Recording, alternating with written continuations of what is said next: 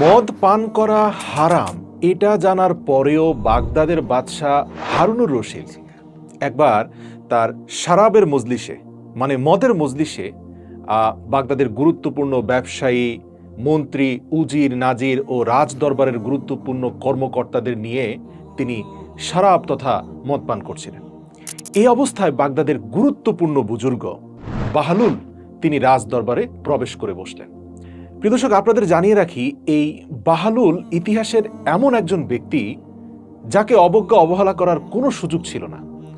বাদশাহ এত শক্তিশালী এবং এত ক্ষমতাধর হওয়ার পরেও এই বাহলুলকে সহ্য করতে হতো। তিনি এমন একজন বুজুর্গ ছিলেন যাকে সম্মান না করে উপায় নেই। তো বাদশাহ যখন বুঝতে পারলেন তার এই শরাবের মজলিসে রাজ দরবারের ভেতরে বাহলুল একদম জুব্বা আর আলখাল্লা নিয়ে পাগড়ি মাথায় নিয়ে যখন প্রবেশ করলেন, তখন বাদশাহ হারুনুর রশিদ বুঝতেই পারলেন যে আজকে বাহলুল তাকে ইচ্ছা মতো ধোলাই দিবে। তো তিনি আগেভাগে নিজেকে রক্ষা করার জন্য, মদকে হালাল করার জন্য এক নতুন দর্শন বাহলুলের সামনে উপস্থাপন করলেন। বাদশাহ চালাকির সাথে বাহলুলকে বললেন, বাহলুল, তুমি আমার একটা প্রশ্নের উত্তর দেবে? বাহলুল বলল, জি জনাব, অবশ্যই দেব। বাদশাহ হারুনুর রশিদ বলল, আচ্ছা বাহলুল, আঙ্গুর খাওয়া কি হারাম? যদি কেউ আঙ্গুর খায় তা কি হারাম হবে? বাহলুল বলল, জনাব, অবশ্যই না। আঙ্গুর আল্লাহ রাব্বুল আলামিনের একটি ফল, এটা অত্যন্ত সুস্বাদু, স্বাস্থ্যের জন্য ভালো, আপনি খেতেই পারেন। এরপর হারুনুর রশিদ মুচকি হেসে বলল, এখন আঙ্গুর খাওয়ার পর কোনো মানুষ যদি একটু পানি পান করে তাহলে সেটা কি শরীয়তে হারাম হয়ে যাবে? বাহলুল উত্তর দিল, জি না জনাব, এতে কোনো ক্ষতি নেই।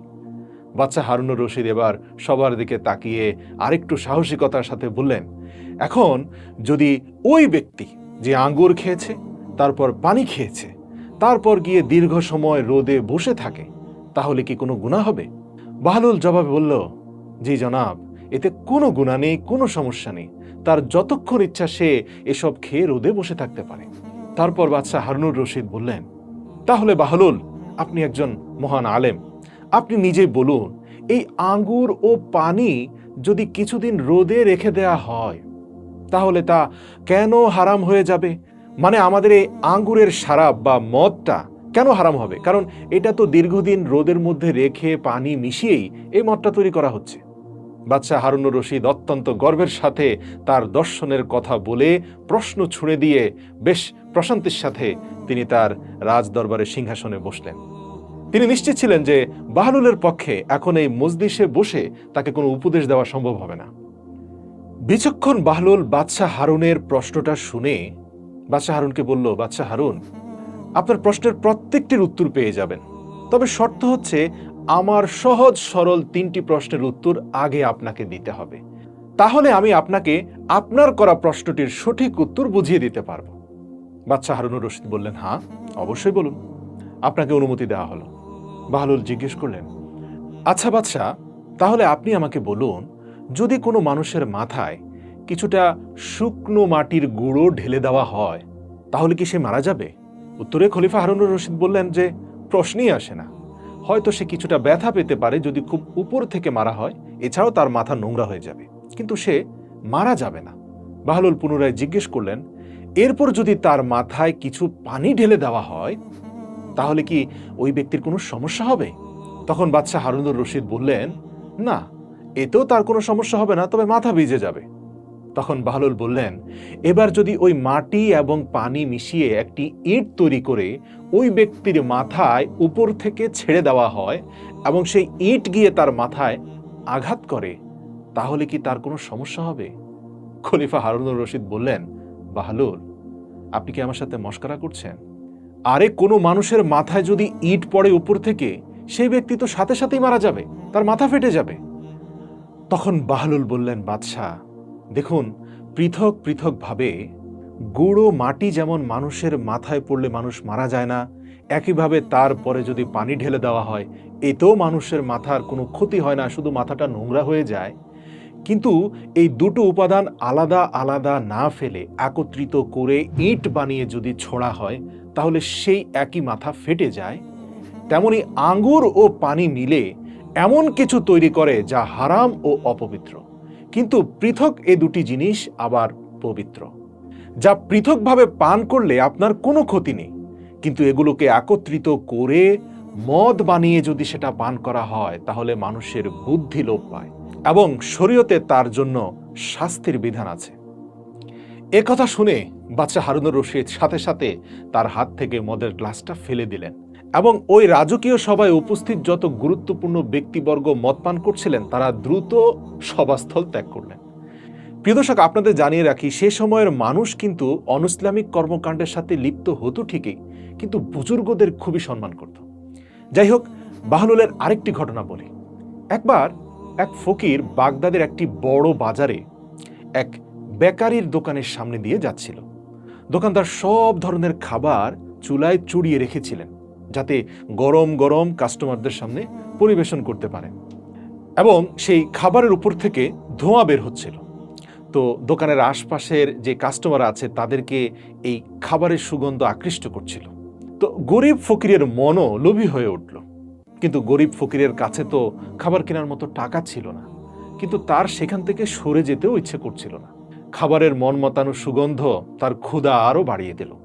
অগত্যা সে তার কাঁধে থাকা ব্যাগ খুলল, ভেতর থেকে শুকনো রুটি বের করে বেকারির চুলা থেকে খাবারের যে ধোঁয়া বের হচ্ছিল সে গরম বাষ্পে রুটিটিকে নরম করে তা খেতে লাগলো। তাই তার পুরনো রুটিতে কিছুটা খাবারের সুগন্ধ লেগে যাচ্ছিল। বেকারির মালিক চুপচাপ এই দৃশ্য দেখছিলেন। ফকির যখন রুটি খাওয়া শেষ করে হাঁটতে শুরু করলো তখন রুটিওয়ালা তার পথ আটকে তাকে জিজ্ঞেস করলো, কি ভাই, কোথায় পালাচ্ছ? আমার টাকা বের করো। ফকির অবাক হয়ে জিজ্ঞেস করলো, কিসের টাকা? বেকারির মালিক বলল, তুমি এই মাত্র আমার খাবারের সুগন্ধযুক্ত ধোঁয়া মাখিয়ে তোমার পুরনো রুটিকে তাজা করে খেয়েছিলে, সেটা কি তোমার বাবার ছিল? এর মূল্য কে দেবে? ফকির বলল, হ্যাঁ, আপনি তো বড়ই অদ্ভুত মানুষ। সেই ধোঁয়া তো বাতাসে উড়ে যাচ্ছিল।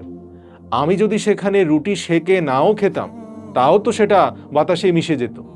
তো বাতাসে মিশে যাওয়া এই ধোঁয়া যদি রুটির সাথে মিশিয়ে আমি তা খেয়ে থাকি তাতে আপনার কি? আপনার তো কোনো লোকসান হয়নি যার জন্য আমাকে মূল্য দিতে হবে। বেকারির মালিক বলল, ব্যাস, অনেক হয়েছে, উল্টাপাল্টা কথা বলা বন্ধ করো। আমি তোমাকে এমনি এমনি ছেড়ে দেব না, আমি আমার টাকা উসুল করে ছাড়ব। এই বলে বেকারির মালিক সেই ফকিরের কলার চেপে ধরল। বেচারা অসহায় ফকির চিন্তিত হয়ে পড়ল। এমন সময় বাহলুল সেদিক দিয়ে যাচ্ছিল। সে তাদেরকে এই অবস্থায় দেখে সেখানে দাঁড়িয়ে তাদের দুজনের কথা শুনতে লাগল। ফকির তখন বাহলুলকে তার প্রতি সহানুভূতিশীল মনে করে তাকে সমস্ত ঘটনা খুলে বলল।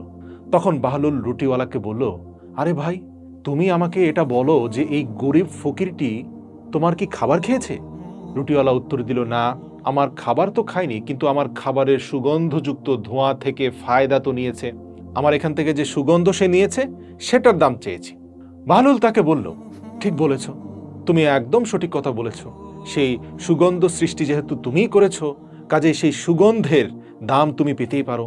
বাহলুল তার মাথা নেড়ে নিজের পকেট থেকে 1 মুঠ স্বর্ণ মুদ্রা বের করে সেই কয়েনগুলো উপর থেকে নিচের দিকে ফেলে দিল। এতে কি হলো, একটা কয়েনের উপরে আরেকটা কয়েন পড়ায় ঝনঝন ঝনঝন শব্দ শুরু হয়ে গেল। ব্যবসায়ী অত্যন্ত খুশি হয়ে গেল। সে নিশ্চিত যে এই সবগুলো স্বর্ণ মুদ্রা বাহলুল পাগল নিশ্চয়ই তাকে দিয়ে দিবে, কারণ এই পাগলের মাথা ঠিক নেই। হয়তো বাদশার কাছ থেকে নিয়ে এসেছে, এখন সবগুলো স্বর্ণ মুদ্রা তাকে দিয়ে দিবে এই সুগন্ধের মূল্য হিসাবে। বাহলুল তাকে বলল, কি ব্যবসায়ী, তুমি কি আমার এই স্বর্ণ মুদ্রাগুলোর শব্দ শুনতে পেরেছ? ব্যবসায়ী মুচকি হেসে বলল, অবশ্যই জনাব, আপনার প্রত্যেকটি মুদ্রার শব্দ আমার কানে এসেছে। তখন বাহলুল বলল, ব্যাস, হয়ে গেল। এবার বাহলুল তার সবগুলো মুদ্রা মাটি থেকে কুড়িয়ে আবার নিজের পকেটে রেখে দিল। এ দৃশ্য দেখে সে ব্যবসায়ী বলল, কি ব্যাপার, মুদ্রাগুলো কি আমাকে দিবেন না? আমার জন্য কি নিশ্চয়ই আপনি সেগুলো বের করেননি? বাহলুল বলল, হ্যাঁ, আপনার জন্য বের করেছি, আপনার মূল্য পরিশোধ করে দিয়েছি। সে ব্যবসায়ী বলল, আমার সাথে মশকরা করছেন? তখন বাহলুল বলল, কেন মশকরা করব? আপনার তরতাজা সুগন্ধযুক্ত গরম খাবারের উপর দিয়ে যে সুগন্ধ উড়ে যাচ্ছিল সেই সুগন্ধের মূল্য তো শুধুমাত্র অর্থের ঝনঝন শব্দ দিয়ে পরিশোধ করা যায়। তার মানে হচ্ছে যেই শব্দটা আপনি শুনতে পেরেছেন মুদ্রার, সেটাই হচ্ছে ওই সুগন্ধের মূল্য। বাগদাদের সেই দোকানের আশপাশে দাঁড়িয়ে থাকা দর্শনার্থী লোকজন বাহলুলের এই বুদ্ধিদীপ্ত দৃশ্য দেখে হাসতে হাসতে পাগল হয়ে গেল। দর্শক, বাহলুল দানা ইতিহাসের এমন একটি নাম যার প্রত্যেকটি ঘটনায় অসংখ্য শিক্ষা লুকিয়ে আছে। বাহলুল দানা একদিন যথারীতি বাদশাহ হারুনুর রশিদকে নসিহত করার জন্য রাজপ্রাসাদে আসলেন। যদিও তিনি জানতেন যে এই অহংকারী আব্বাসী খলিফা তার কথা কানেও তুলবে না, কিন্তু তার অভ্যাস হয়ে গেছে যে তিনি মাঝে মাঝে রাজপ্রাসাদে এসে খলিফাকে নানানভাবে আকারে ইঙ্গিতে বুঝিয়ে দিতেন যে তিনি ভুল করছেন। তো বাদশাহ হারুনুর রশিদও বাহলুলের কথা শুনতে শুনতে অভ্যস্ত হয়ে পড়েছিলেন। তাই বাহলুলের কথাকে বাদশাহ হারুনুর রশিদ গুরুত্বের সাথে খুব একটা নিতেন না। যদিও বাহলুল অনেক কঠোরভাবে কথা বলতেন এবং খলিফার সাথে মাঝে মাঝে কিন্তু ঔদ্ধত্যপূর্ণ আচরণ করতেন, কিন্তু তারপরেও বাদশাহ হারুনুর রশিদ ব্যাপারটাকে কোনোভাবে ম্যানেজ করে নিয়ে যেতেন। কিন্তু এবার বাহলুল ভরা মজলিসে সবার সামনে এমন একটা কাজ খলিফার সাথে করলেন যা খলিফাকে অত্যন্ত রাগান্বিত করে তোলে। ঘটনাটা এমন ছিল যে বাহলুল রাজদরবারে প্রবেশ করে দেখতে পেল বাদশাহ হারুনুর রশিদ এর চারপাশে প্রচুর লোক বসে আছে। বাহলুল সেদিকেই তাকালো, দেখতে পেল কোথাও বসার কোনো জায়গা নেই। সেই সাথে তিনি এটাও বুঝতে পারলেন যে তাকে দেখে কেউ খুশি হয়নি, তাই কোনো আসন ছেড়ে তাকে সম্মানও জানানো হচ্ছে না। তিনি সেখানে দাঁড়িয়ে কিছুক্ষণ লোকদের দিকে তাকিয়ে পরিস্থিতি বোঝার চেষ্টা করলেন। অতঃপর মজলিসের সবার মাঝখান দিয়ে রাস্তা করে সোজা বাদশাহ সিংহাসনের দিকে এগিয়ে গেলেন এবং গিয়ে খলিফা হারুনের পাশে সিংহাসনের মধ্যেই বসে পড়লেন। যেহেতু সিংহাসন অনেক বড়, সেখানে একজনের জায়গায় 2 থেকে 3 জন পর্যন্ত বসা যায়, কিন্তু বাদশা ছাড়া সেখানে কেউ বসেন না। কিন্তু বাহলুল দানা তিনি সরাসরি খলিফার পাশে সিংহাসনে গিয়ে বসলেন। দরবারে বসা হাসি খুশি লোকেরা এই দৃশ্য দেখে চিৎকার করে বলতে লাগলো, এ কেমন আচরণ! বাহলুল নিশ্চয়ই পাগল হয়ে গেছে, আজ পর্যন্ত কেউ খলিফার সাথে এমন বেয়াদবি করেনি। বাদশাহ হারুনুর রশিদ দরবারের লোকদের কথা শুনে ক্ষুব্ধ হয়ে বাহলুলের দিকে তাকাতে লাগলো, কিন্তু বাহলুল তো দমে যাওয়ার পাত্র নয়। সে ঠোঁটে মৃদু হাসি ছিল, যা দেখে বাদশাহ হারুনুর রশিদ রাগে বাকরুদ্ধ হয়ে গেলেন, মানে তার রাগ আরো বেড়ে গেল। তিনি বুঝতে পারছিলেন যে বাহলুল এই কাজের মাধ্যমে অন্যদের সামনে আমাকে অপমান করছে। সবাই অবাক হয়ে খলিফা ও বাহলুলের দিকে তাকিয়ে রইল। বাদশাহ হারুনুর রশিদ গভীর চিন্তায় পড়ে গেল, কিন্তু তিনি বাহলুলের হাত থেকে নিজেকে কিভাবে মুক্ত করবেন এবং কিভাবে তাকে শিক্ষা দিবেন সেটা বুঝে উঠতে পারছিলেন না। হঠাৎ তার মাথায় একটা কুবুদ্ধি এলো। তিনি বাহলুলের দিকে তাকিয়ে একটা মোহনীয় হাসি দিয়ে বললেন, আপনি যখন এত কষ্ট করে আমার সাথে দেখা করতে চলেই এসেছেন, তাই আমি আপনাকে একটি প্রশ্ন করতে চাই। আপনি যদি এর উত্তর দেন তবে আমি আপনাকে 1000 দিনার পুরস্কার দেব, কিন্তু আপনি যদি এর উত্তর দিতে না পারেন তাহলে কিন্তু আমি আমার সিপাহীদেরকে আদেশ দেব আপনার গোঁফ ও দাড়ি কামিয়ে আপনাকে গাধার পিঠে চড়িয়ে রাস্তায় রাস্তায় ঘোরানোর জন্য। বাহলুলের বুঝতে দেরি রইল না যে খলিফা প্রতিশোধ নেওয়ার সিদ্ধান্ত নিয়েছেন। নিশ্চয়ই এমন প্রশ্ন করবেন যার উত্তর কেউই জানে না। তাই তিনি বাদশাহ হারুনুর রশিদকে অপদস্থ করার জন্য বললেন, বাদশাহ, তোমার দিনারের আমার দরকার নেই, তবে আমি এক শর্তে তোমার ধাঁধার উত্তর দিতে প্রস্তুত আছি। বাদশাহ হারুনুর রশিদ জিজ্ঞেস করলো, কি শর্ত? বাহলুল বললেন, এই শর্তে যে আপনি মাছিদেরকে আদেশ করবেন তারা যেন আমাকে বিরক্ত না করে, সবসময় আমার মাথার আশপাশে ভন ভন করে। বাদশাহ হারুনুর রশিদ মাথা নিচু করে ভাবতে থাকেন আর মনে মনে বলতে থাকেন, এইভাবে সারাদিন রাস্তাঘাটে বসে থাকলে তো মাছি ভনভন করবেই। মনে মনে কথাগুলো বলে বাদশাহ মাথা সোজা করে দরবারের সকল মানুষের দিকে তাকাতে লাগলেন, কারণ আসলে বাহলুল যে প্রশ্ন করেছে এর সঠিক কোনো উত্তর বাদশার জানা ছিল না। এবং তিনি দেখলেন দরবারের সবাই নিশ্চুপ হয়ে বসে আছে। আগত্যা বাদশাহ হারুনুর রশিদ বলতে বাধ্য হন যে এটা তো অসম্ভব, কারণ মাছিরা আমার আদেশ মানে না। বাহলুল বাদশাহ হারুনুর রশিদের দিকে অবজ্ঞা দৃষ্টিতে তাকিয়ে বলল, তুমি কেমন রাজা যে এই সামান্য ক্ষুদ্র মাছিদের সামনে অসহায়? এই মাছিরা তোমার কথা শুনে না? এই কথা শুনে দরবারীরা সবাই জোরে জোরে হাসতে লাগলো। বাদশাহ হারুনুর রশিদ দরবারীদের এরকম তাচ্ছিল্যের হাসি দেখে অত্যন্ত রাগান্বিত চোখে তাদের দিকে দৃষ্টি নিক্ষেপ করলেন। তার ক্ষমতার ভয়ে সকলের ঠোঁটের হাসি মুহূর্তের মধ্যেই মুছে গেল এবং তাদের নিঃশ্বাস বন্ধ হয়ে গেল। বাহলুল বুঝতে পারল যে বাদশাহ হারুনুর রশিদকে অন্যদের সামনে খুব বেশি বিব্রত করে ফেলেছে।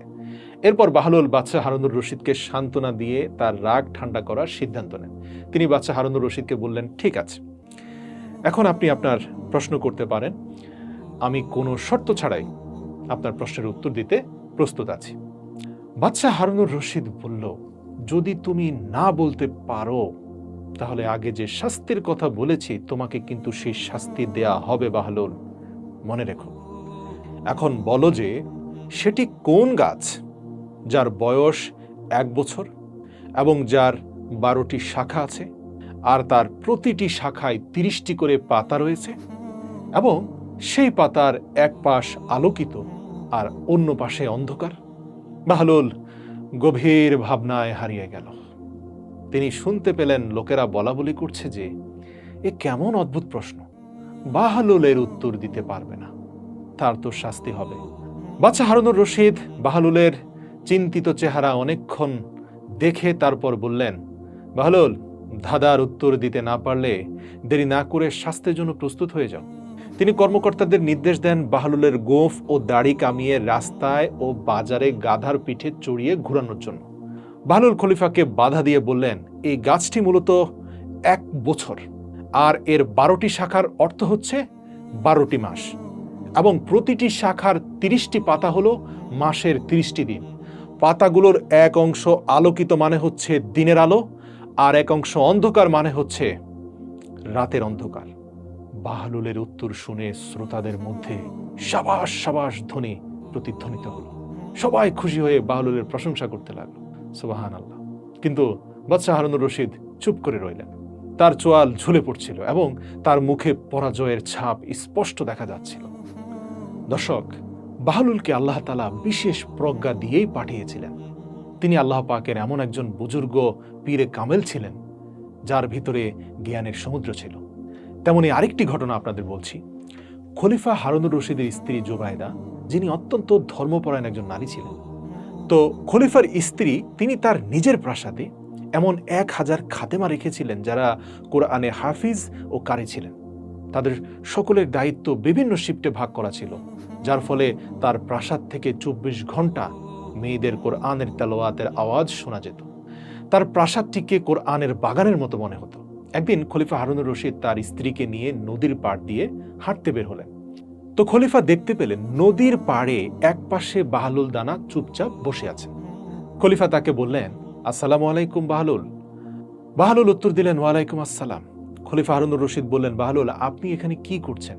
তিনি বললেন, বালির উপর বাড়ি তৈরি করছি, দেখতে পাচ্ছ না? খলিফা হারুনুর রশিদ জিজ্ঞেস করল, এটা কেন বানাচ্ছেন? এ দিয়ে কি কাজ হবে? এসব বাজে কাজ না করলেও তো পারেন। বাহলুল উত্তরে বললেন, যে লোক এটা কিনবে আমি তার জন্য দোয়া করব যেন আল্লাহ রাব্বুল ইজ্জাত তাকে এই ঘরের বদলে জান্নাতে একটি ঘর দান করেন। খলিফা হারুনুর রশিদ বললেন, বাহলুল, আপনার এই বাড়ির মূল্য কত? তিনি বললেন, মাত্র 1 দিনার। আর এটা বিক্রির যে টাকা আমি পাবো সে টাকা আমি কোনো অসহায়কে দান করে দেব। খলিফা হারুনুর রশিদ ভেবেছিলেন এটা হয়তো এক পাগলের নতুন কোনো পাগলামি, তাই তিনি তাকে পাত্তা না দিয়ে সামনে এগিয়ে গেলেন। পেছনেই খলিফা হারুনুর রশিদের স্ত্রী জোবায়দা খাতুন এলেন। তিনি বাহলুলকে জিজ্ঞেস করলেন একই প্রশ্ন। বাহলুল উত্তরে বললেন যে যে আমার এই বাড়ি কিনবে আমি তার জন্য জান্নাতের দোয়া করব। জোবায়দা খাতুন জিজ্ঞেস করলেন, বাহলুল, এই বাড়ির দাম কত? বাহলুল বলল, মাত্র 1 দিনার। জোবায়দা খাতুন একটি দিনার বের করে তাকে দিলেন এবং তার জন্য দোয়া করতে বললেন। এবং বাহলুল হাত তুলে আল্লাহর কাছে জোবায়দার জন্য দোয়া করে বললেন, হে আল্লাহ, আপনি আপনার এই বান্দিকে আপনার দ্বীনের জন্য কবুল করুন, কোরআনের খাদেম হিসেবে কবুল করুন এবং পরকালে একটা উৎকৃষ্ট ঘর দান করুন। সুবহানাল্লাহ। পরের দিন বাদশাহ স্বপ্নে জান্নাতের দৃশ্য দেখতে পান। জান্নাতে তিনি হুর সহ সমস্ত ফলমূল ইত্যাদি ছাড়াও অনেক উঁচু উঁচু সুন্দর মনোরম প্রাসাদ তিনি দেখতে পান। তিনি দেখতে পেলেন লাল ইয়াকুতের তৈরি অত্যন্ত সুন্দর এবং মনোরম একটি প্রাসাদে তার স্ত্রী জোবায়দার নাম লেখা। হারুনুর রশিদ ভাবলেন, এটা সত্যি আমার স্ত্রীর বাড়ি কিনা যাচাই করে দেখা দরকার। তিনি সেই প্রাসাদে প্রবেশের জন্য দরজার কাছে পৌঁছাতেই একজন দারোয়ান তাকে থামালেন। হারুনুর রশিদ বললেন, কি ব্যাপার, আমাকে থামাচ্ছ কেন? এতে আমার স্ত্রীর নাম লেখা আছে, তাই আমাকে ভেতরে যেতে দাও। দারোয়ান বলল, না, এখানকার রীতি আলাদা। এখানে স্ত্রীর হলে স্বামী প্রবেশ করতে পারবে, স্বামীর হলে স্ত্রী মালিক হয়ে যাবে, এমন কোনো রীতি নেই। যাদের কাছে আমল রয়েছে তারাই শুধুমাত্র এই ঘরে প্রবেশ করতে পারবে, তাদের স্ত্রী সন্তানরা নয়। এই ঘরে শুধু যাদের নাম উল্লেখ আছে শুধুমাত্র তাদেরই প্রবেশের অনুমতি দেওয়া হয়, অন্য কাউকে অনুমতি দেওয়া হয় না, তাই আপনাকে প্রবেশ করতে দেওয়া হবে না। এ কথা বলে দারোয়ান হারুনুর রশিদকে ঘাড় ধাক্কা দিয়ে সেখান থেকে সরিয়ে দেয় এবং জান্নাতের ফেরেশতার ঘাড় ধাক্কা খেয়ে হারুনুর রশিদের ঘুম ভেঙে যায়। ঘুম থেকে ওঠার পর হারুনুর রশিদ ভাবতে লাগলো, আমার মনে হচ্ছে আল্লাহ তাআলা জুবাইদার জন্য বাহলুলের দোয়া কবুল করেছেন। তখন তার নিজের জন্য খুব আফসোস হতে লাগলো। সে ভাবলো, অত বেশি তো আমল করতে পারছি না, কি ভুল করলাম, বাহলুলের বাড়িটা কিনে নিলেই ভালো হতো। সারা রাত হারুনুর রশিদ এই আফসোস নিয়ে বিছানায় এপাশ ওপাশ করতে লাগলো।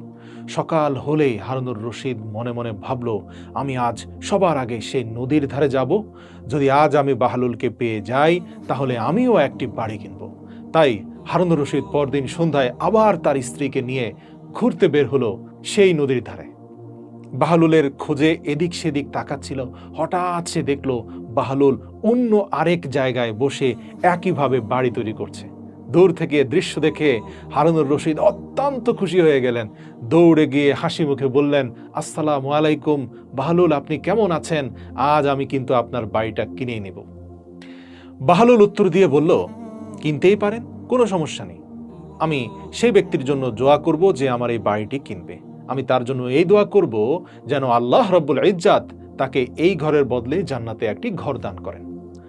হারুনুর রশিদ বাহলুলের দিকে এক দিনার এগিয়ে দেওয়া মাত্রই বাহলুল সেই দিনারটাকে মাটিতে ফেলে দিয়ে বলল, কি ব্যাপার, আমার সাথে মশকরা করছেন? তখন হারুনুর রশিদ বললেন, কেন, এই বাড়ির দাম কত? বাহলুল বললেন, এর দাম সারা পৃথিবীর রাজত্ব। হারুনুর রশিদ আকাশ থেকে পড়লেন, বললেন, এত দাম তো আমি দিতে পারবো না, গতকাল তো আপনি এক দিনারের বিনিময়ে দিয়েছিলেন, আর আজ সারা পৃথিবীর রাজত্ব চাইছেন এই তুচ্ছ বাড়ির জন্য? বাহলুল হেসে বললেন, বাদশাহ সালামত, গতকাল এটা ছিল অদেখা বিষয়, আজ এটা প্রমাণিত বিষয়। গতকাল এটা একটি না দেখা জিনিসের বিনিময় ছিল, তাই এটা সস্তা ছিল। যেহেতু আপনি আজ এর মূল্য জেনে এসেছেন, তাই এর জন্য আপনাকে মূল্য অনেক বেশি দিতে হবে। কিন্তু দুর্ভাগ্য, সেই মূল্য দেওয়ার ক্ষমতা এখন আর আপনার নেই। একইভাবে মৃত্যুর পরেও চাইলে নতুন করে কোনো আমল যুক্ত করার সুযোগ নেই, কিন্তু চাইলে আজ থেকে নতুন আমল যুক্ত করার সুযোগ আছে। সুবহানাল্লাহ। দর্শক, একবার বাহলুল দানা কবরস্থানে বসেছিলেন। কেউ একজন তাকে জিজ্ঞেস করলো, বাহলুল, এখানে কি করছেন? তিনি বললেন, আমি এমন লোকদের সাথে আছি যাদের সঙ্গ আমাকে কষ্ট দেয় না, এবং আমি তাদের থেকে দূরে থাকলেও তারা আমার গীবত করে না। প্রশ্নকারী ব্যক্তি আবার বললেন, জিনিসপত্রের যা দাম বেড়েছে, বাহলুল, আপনি একটু আল্লাহর কাছে দোয়া করে বলুন যেন জিনিসপত্রের দাম কমে যায়। বাহলুল বললেন, আল্লাহর শপথ, এতে আমার কিচ্ছু যায় আসে না। কিসের দাম বাড়লো, কিসের দাম কমলো, গন্ধমের একটি দানার মূল্য 1 দিনার হলেও আমার কিছু আসে যায় না, 10 দিনার হলেও কিছু যায় আসে যায় না।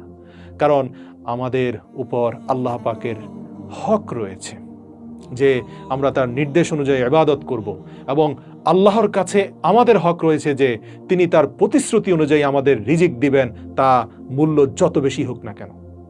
সুবহানাল্লাহ। আল্লাহ পাক যখন রিজিকের দায়িত্ব নিয়েছেন, তখন আমার আর চিন্তা করার দরকার নেই।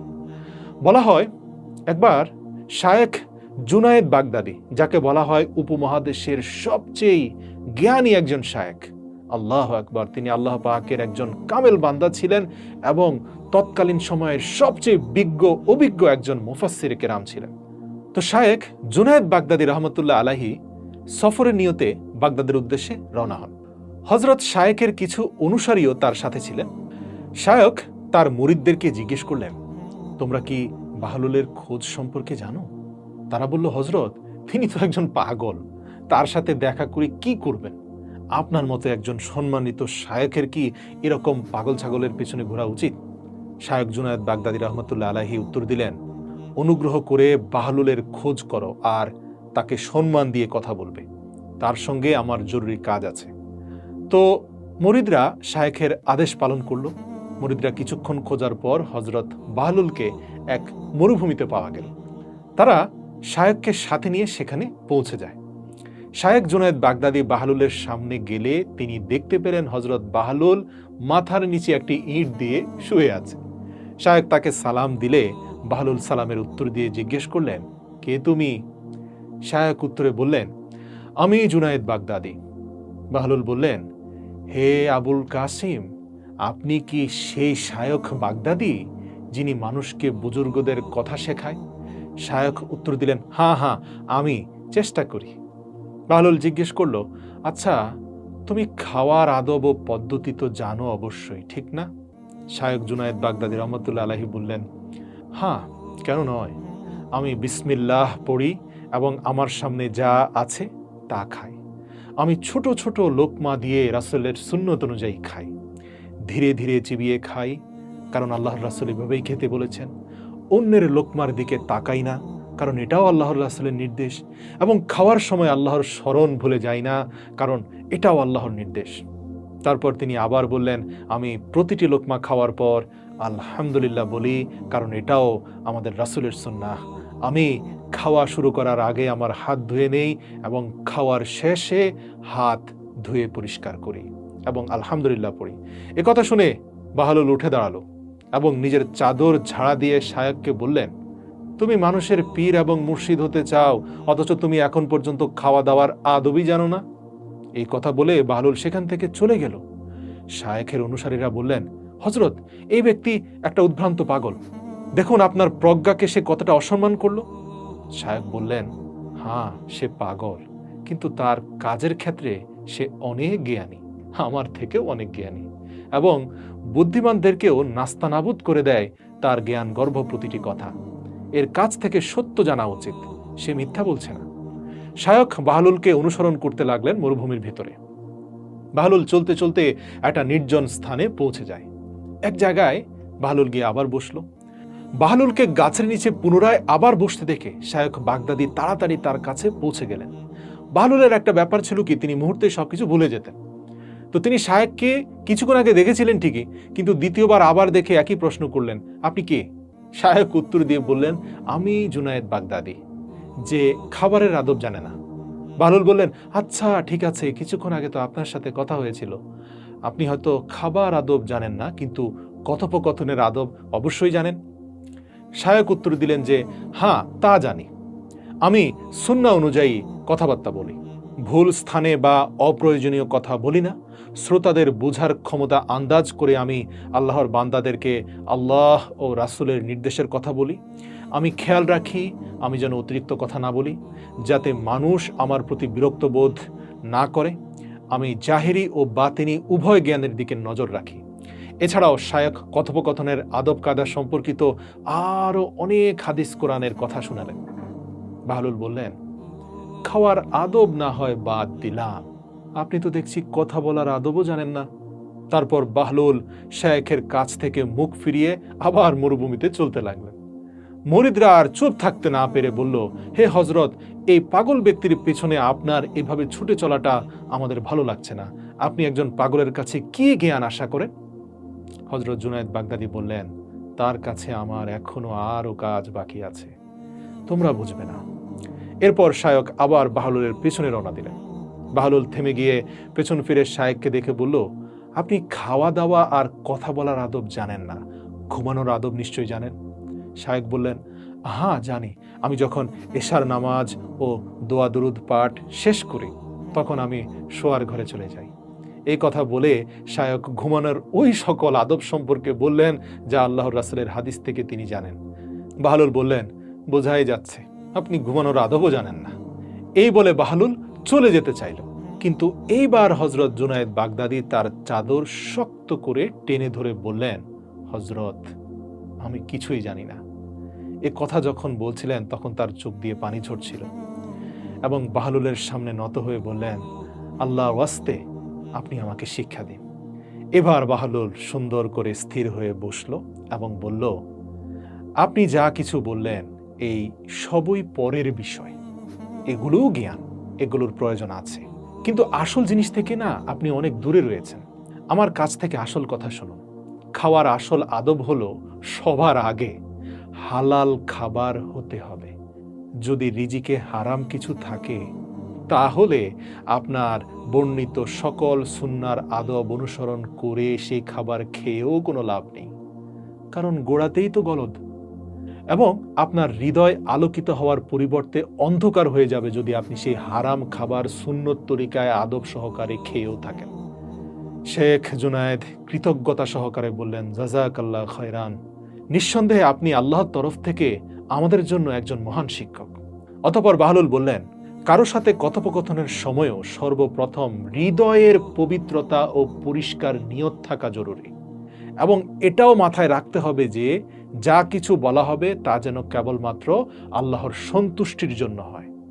এটা যদি দুনিয়াবি কোনো অনর্থক বিষয় হয়, তাহলে আপনি যতই সুন্দর করে আদবের সাথে কথা বলুন না কেন, এটি আপনার জন্য বিপর্যয়ের কারণ হবে।